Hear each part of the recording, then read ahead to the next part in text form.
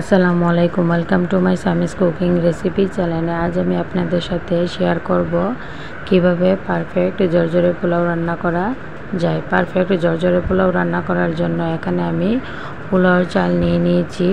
পোলাওর চালগুলোকে আমি ধুয়ে একটি ছাঁকনিতে উঠিয়ে নেব, যাতে করে পানিগুলো ভালোভাবে ঝরে যায়। পানি লেগে থাকলে পোলাওগুলো সুন্দর হয় না। এজন্য আমি প্রথমে চালগুলোকে ধুয়ে একটি হাঁড়িতে উঠিয়ে নেব। এখন আমি চালগুলো ভালোভাবে ধুয়ে নিচ্ছি। আর এদিক দিয়ে পোলাও রান্না করার জন্য আমি গরম পানি করে নিচ্ছি। গরম পানি দিয়ে পোলাও করলে পোলাওটা খুব সুন্দর হয়। এই যে দেখুন, আমি চালগুলো ধুয়ে একটি হাঁড়িতে উঠিয়ে এর মধ্যে এলাচ, দারচিনি এবং তেজপাতা দিয়ে দিয়েছি। এখন আমি আমার পোলাওটা রান্না করে ফেলবো। এই যে চুলায় একটি কড়াই বসিয়ে এর মধ্যে আমি সাদা তেল দিয়ে দিচ্ছি। তেলটা গরম হয়ে গেলে আমি পেঁয়াজগুলো দিয়ে দিব। দিয়ে আমি এখন পেঁয়াজগুলোকে বেরেস্তা করে নেব, ব্রাউন কালার করে। এই যে আমার পেঁয়াজ বেরেস্তা হয়ে গেছে। এখন এগুলোকে আমি নামিয়ে নেব।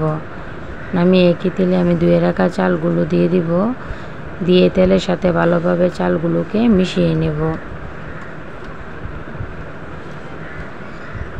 যে দেখুন, আমার তেলের সাথে চালগুলো ভালোভাবে মেশানো হয়ে গেছে। এখন এর মধ্যে আমি একটু আদা বাটা দিয়ে দিব। দিয়ে আবারও আমি নেড়ে চেড়ে আদা বাটাটা সব চালের সাথে মিশিয়ে নেব।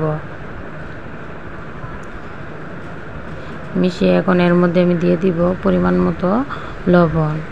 লবণ দিয়ে আমি আবারও চালগুলো একবারে ঝরঝরা করে কষিয়ে নেব। কষানো যত ভালো হবে, পোলাও রান্নাটাও ততটা সুন্দর এবং ঝরঝরা হবে। এখন আমি এই কাপের 3 কাপ চাল দিয়ে দিয়েছি। এখন এর ডাবল 6 কাপ পানি দেব। যতটুকু চাল দেবেন যে কাপ দিয়ে, তার ডাবল পানি দিলেই পোলাওগুলো খুব সুন্দর এবং ঝরঝরা হয়। আপনারা আমার টিপসটি ফলো করে রান্না করে দেখতে পারবেন, পোলাও খুব সুন্দর এবং ঝরঝরা হবে। এই যে আমার পানি দেওয়া হয়ে গেছে। এখন এটাকে আমি হাই হিটে বলক তুলে নেব। এই যে দেখুন, বলক এসে গেছে। এখন আমি হিটটা একেবারে লো হিটে কমিয়ে আমি একটা ঢাকনা দিয়ে ঢেকে দেব প্রায় 7 থেকে 10 মিনিটের জন্য।